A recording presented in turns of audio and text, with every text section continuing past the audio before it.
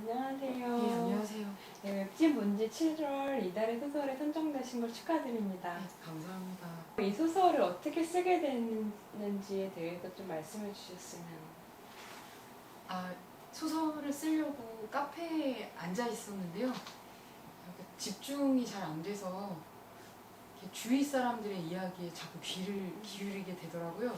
옆 테이블에 어떤 커플이 앉아 있었는데 갓 연애를 시작한 연인들로 보이는 추정되는 그런 젊은 남녀였는데 여자분이 남자분한테 질문을 굉장히 많이 하시더라고요.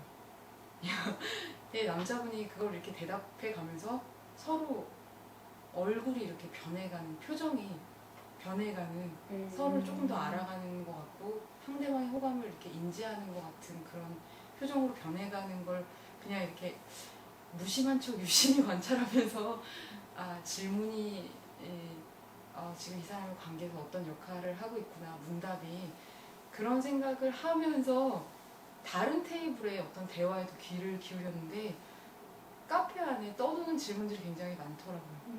그리고 그때 당시 저부터도 무슨 소설을 쓰지? 하고 스스로에게 되게 곤란한 질문을 던지고 있었던 때라서 질문들에 대한 이야기를 한번 써볼까 하고 가볍게 생각했던 것이 소설을 처음 쓰기 시작한 계기가 됐습니다.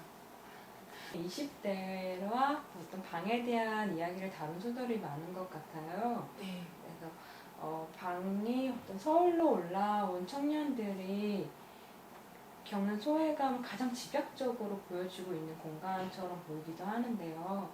작가분이 가지고 계신 어떤 서울이나 방에 대한 그런 느낌, 생각 같은 것들이 있다면 어떤 것이는지. 20대 지방에서 서울로 상경한 전형적인 어떤 유학생이라고 할 수 있는데요. 일반적으로 대학에 진학하기 전까지 생활은 가족이라는 울타리 속에서, 집이라는 공간 속에 제한되어 있는 것이었잖아요. 근데 서울에 올라오니까 나 자신이 가장이 되고 1인 가구의 가장이 되고 방 하나가, 집이 아니라 방 하나가 내 삶의 어떤 전체 터전으로 제한이 되는 그런 변화를 이렇게 맞이하게 되는데, 그거야 당연히 혼자 살면서 집 한 채 다 살기란 현실적으로 쉽지 않으니까 방을 갖게 되는 것 같은데요. 이 서울이라는 공간이 굉장히 비정하다고 할까, 비인간적이라고 할까. 예를 들면 죽은 자에게는 그 죽은 몸을 눕힐 한 평의 땅만 있으면 되지만, 살아남은 자에게는 살아남은 자로서 필요한 어떤 최소한의 공간이 있는 거잖아요. 근데 그게 살아남은 자가 정할 수 있는 게 아니라, 살아있는 자가 정할 수 있는 게 아니라 방이 그걸 정해주는 것 같다고 할까? 그러니까 이 정도 공간에서도 너는 살아남을 수 있어 라고 이렇게 규정해주는 것 같은 느낌? 그래서 어떻게 이런 열악한 조건의 방들을 만들어 놓고 이거를 임대를 할 수 있을까 생각하게 되는 그런 방들을 서울에 와서 너무 많이 봤거든요. 당연히 자본주의 사회에서 최대한의 이윤을 창출하기 위해서 어쩔 수 없었을 거라는 생각을 하면서도 그게 되게 속상했어요. 그러니까 예를 들면 옥탑에 살면 원래 여름이 되게 더워. 지하에 살면 원래 곰팡이가 피어. 이렇게 이런 방에 살면 원래 창문이 없어 라고 말하는 것들 있잖아요. 그러니까 원래 그래라는 식으로 그 인간의 삶을 방이 규정해주는, 이렇게 뭔가 본말이 전도된 것 같은 그런 상황이 씁쓸했고요. 너무나 많은 지하 방들이 특별히 더 없는 사람들을 위해서 존재하고 있다는 사실 같은 것들, 그걸 서울에 처음 올라와서 깨닫고 방과 어떤 20대의 어떤 막 독립한 어떤 20대의 어떤 신선한 삶과 자본, 이런 것들에 대해서 그 사이의 관계에 대해서 고민을 하게 되면서 처음 소설을 쓰기 시작해서 제가 소설에 무의식 중에 그런 부분들을 많이 집어넣은 것 같아요.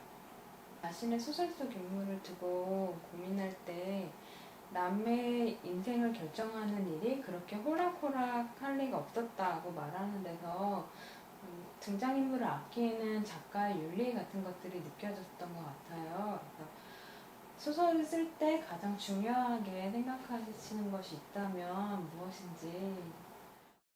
제 소설에서 제대로 예, 표현하고 있는 것 같다는 생각은 못 드는데요. 그냥 예를 들면 되게 사기꾼이다 주인공이. 예, 그러면 최선을 다해서 사기를 치고, 되게 게으른 인간이다 그러면 최선을 다해서 게으르고, 예, 굉장히 성실한 사람이면 최선을 다해서 성실하고, 뭐 살인자면 최선을 다해서 살인을 하는, 그러니까 각자의 역할 속에서 자기가 할 수 있는 최대치의 어떤 힘과 진정을 발휘하는 모습을 보여주는 게 그 사람을 만들어낸 저의 역할이라고 생각을 하거든요. 예, 그래서 사실 어떤 분들은 소설 속에 소설 속에 등장인물을 만들어 놓으면 그들이 살아 움직인다라고 말씀을 많이 하시는데, 저도 거기에 일정 부분 동의하지만 어쨌든 그 인물을 처음 소설 속에 부려놓은 거는 작가 자신이잖아요. 그래서 제가 그 등장인물들의 시작과 끝에 일정 부분의 책임을 지고 있다고 생각을 해서 그 사람들에게 최선의 삶을, 그러니까 나중에 후회 없을 만큼 열심히 사기를 치고 열심히 게으름을 피우고 열심히 뭔가 하고 싶은 일을 하는 그런 등장인물의 모습을 보여주고 싶다고 생각하는 게 제가 생각하는 어떤 소설 쓸 때의 덕목이에요. 지키고 싶은 덕목. 좋은 소설은 좋은 질문을 던지는 것이라는 말을 많이들 하는데요. 앞으로 독자들에게 꼭 던지고 싶은 질문이 있다면 그것이 무엇인지 좀 말씀해 주셨으면 좋겠습니다. 살면서 스스로 행복하다고 말하는 사람보다 행복하지 않다고 말하는 사람들을 훨씬 더 많이 보게 되는 것 같거든요. 저의 경우에는요. 그래서 행복하지 않다면 왜 안 행복한지 물어보고 싶고요. 예. 그렇다면 행복해지기 위해서 뭔가를 하고 있는지 그런 거에 대해서 질문하고 싶어요. 그 작가가 얼떨결에 작가가 되고 나서 사람들을 만나서 들은 질문들 중에 되게 기억에 남는 것이 너는 작가가 돼서 되게 좋겠다. 나도 한때는 작가가 되는 게 꿈이었는데 작가로 생계를 유지하면서 하는 게 힘드니까 어쩔 수 없이 생활 전선에 쫓겨서 이렇게 평범한 회사원이 됐는데 너는 그렇게 하고 싶었던 일을 하고 있으니 얼마나 좋겠냐. 이렇게 말씀하시는 분들 많이 뵀는데요. 가끔 그냥 혼자서 생각하기를 저분들이 정말 되고 싶었던 건 작가가 아니라 어떻게 작가가 된 사람을 만나서 너는 좋겠다.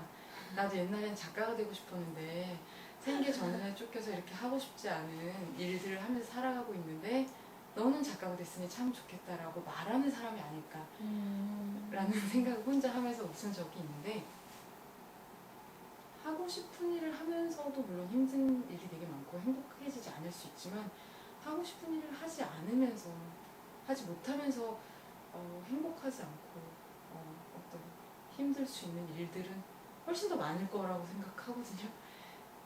그래서 우리가 왜 살까? 행복해지기 위해서 사는가? 여기에 대해서 동의하는 문제는 다른 문제지만 행복한지에 대해서 그리고 행복하다면 어째서, 행복하지 않다면 어째서, 이런 질문을 저를 포함해서 다른 분들에게도 던져보고 싶어요. 좋은 말씀 잘 들었습니다. 감사합니다. 네, 감사합니다.